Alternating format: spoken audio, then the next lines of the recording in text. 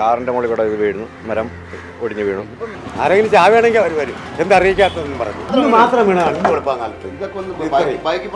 തല വീണ ചാവും. നമസ്കാരം, ഇത് മുളപുരമാണ്. മുളപുരം എന്ന് പറയുമ്പോൾ ശരിക്കും പറഞ്ഞാൽ ചിറയൻകീഴിൽ നിന്ന് കോരാണി ഹൈവേയിലേക്ക് എത്തിച്ചേർന്ന റോഡാണ്.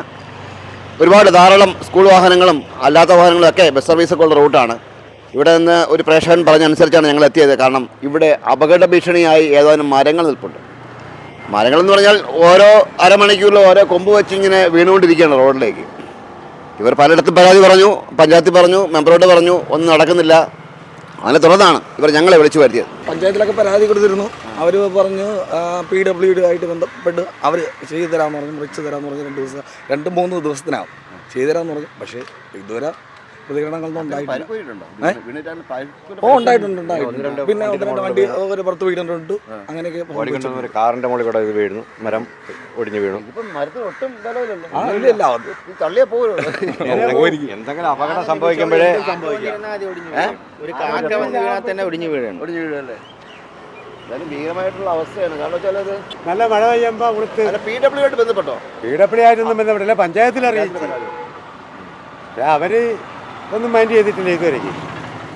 ആരെങ്കിലും ചാവുകയാണെങ്കിൽ അവർ വരും. എന്തറിയിക്കാത്തതെന്ന് പറഞ്ഞു. പിന്നെ നമുക്കതേ മരണം വരെ കാത്തിരിക്കേണ്ടി. അതിന് വണ്ടിയുടെ തല വീഴും. ചിലപ്പോൾ സ്കൂൾ ബസ്സായിരിക്കും പറവറാ പോകുന്നത്. അതുവരെ നോക്കിയിരിക്കേണ്ടി വരും. നിരന്തരം 100 കണക്കിന് ആൾക്കാർ പോയിക്കൊണ്ടിരിക്കുന്ന ഏരിയയാണ്. എപ്പോഴും ഒരു വളവുമാണ്. ഇതൊരു വലിയ വളവാണ്. ഒരു ജംഗ്ഷൻ, ബ്ലോക്ക് ജംഗ്ഷനുമാണ്. ഇന്നലെ പട്ടണം നിൽക്കുന്നിട്ട് ഒരുപാട് നാളുകളായി. ഇപ്പം മഴ പെയ്തപ്പോൾ എല്ലാം കൂടെ ഉളുത്ത് പൊടിയേക്കാൻ തുടങ്ങി. ഇന്നലെ രാത്രിയും വീണ്. ചെറിയ വണ്ടികൾ കൂട്ടറിൻ്റെ പുറത്തോടെയൊക്കെ വീടൊക്കെ വീണ്. അവിടെ കിടപ്പോട്ട് കുറവ് കാണിച്ചില്ല. അവിടെ ഉണ്ട്, പറക്കിട്ടിട്ടുണ്ട്.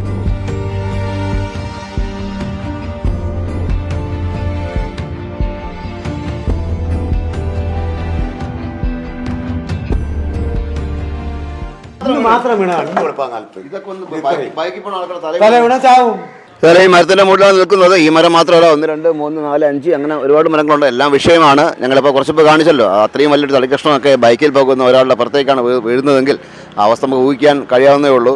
ഈ മരമൊന്നും മുറിച്ചു കളയാൻ നാട്ടുകാർക്കോ നമുക്കോ ആക്കോ അധികാരമില്ല. അത് പഞ്ചായത്തുകാർ തന്നെ ചെയ്യണം. നമ്മൾ മുറിച്ചാൽ പിന്നെ അതിൻ്റെ കേസാവും.